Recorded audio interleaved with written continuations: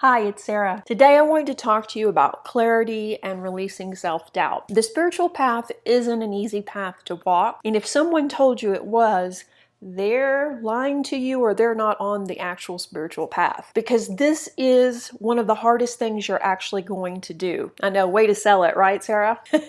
But it is, because working on yourself is the hardest thing you'll ever do. It's also the most rewarding and the best thing you can do, not only for yourself, but for your family, your friends, your community. Because once we start working on ourselves, it works like a ripple around us. So one of the big pitfalls is, of course, clarity, and going hand in hand with clarity is self-doubt. And I need to really make clear right now that I think a little bit of self-doubt is healthy. I don't believe that you should believe anything blindly. Don't believe it because you read it on the internet, obviously. Don't believe it because you saw it on Instagram. Don't believe it because I said it. Believe it because it resonates with you, because it resonates with your heart, your soul, your journey. We're all basically going through the same thing. We're just using different terms, different words to describe it. But not everyone is coming from a place of integrity, and that's a lesson too. So that'll be another video.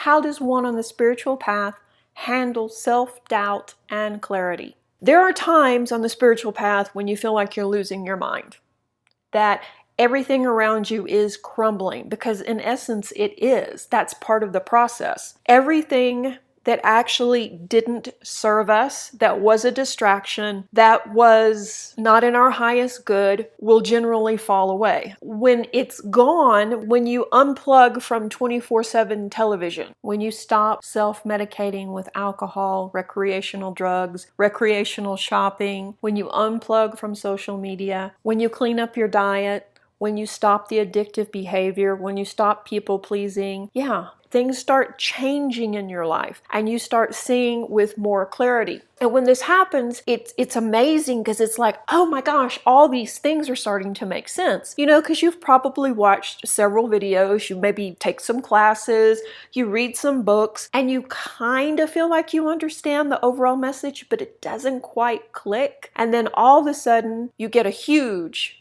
epiphany and it just clicks into place and things really start making sense. And it's amazing, and it's like, wow, I get it. And yeah, clarity, until self-doubt raises its head. And then what do you do? What do you do when you aren't sure of yourself or that you're getting the actual correct message? When the self-doubt has snuck in under the cover of darkness or reared its head from our own places of shadow, which is a whole other thing we need to talk about later, is shadow work. We're all a work in progress after all. So don't expect for it all to make sense in one day, because it won't. And don't put that kind of pressure or judgment on yourself because it doesn't look like it's making sense by the end of the week. All right? And one other thing, don't compare yourself to other people. We're all having a unique experience after all. But all of these things do lead to self-doubt, don't they? So what do?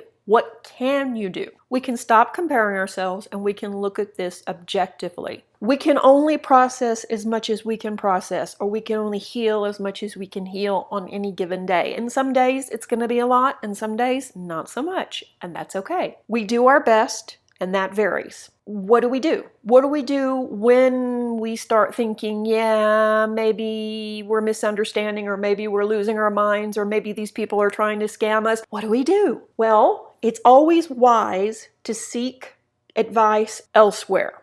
And that's the human condition. We want someone to talk to about our journey and help us make sense of it. Because this is stuff that maybe you're looking for answers online and finding that people that you're talking to are not having the same experience as you. So does that mean that your experience is not valid? Does that mean that theirs is not valid? What's going on here, right? Well, unfortunately, not everyone is on the same path, and not everyone is at the same mile marker, if you will, on this path. And also, in all reality, not everyone has our best interest at heart, and not everyone is able to provide support without unconsciously projecting their own experiences, traumas, or agendas onto you. It happens. So what can you do? I suggest you listen to your soul. You check in, and I'm going to give you an example on how to do that in just a second. Something else you could do would be speak to a trusted friend. Ideally, this person would be someone who you valued their opinion, but also know that they would be honest with you and they wouldn't be coming from a personal agenda.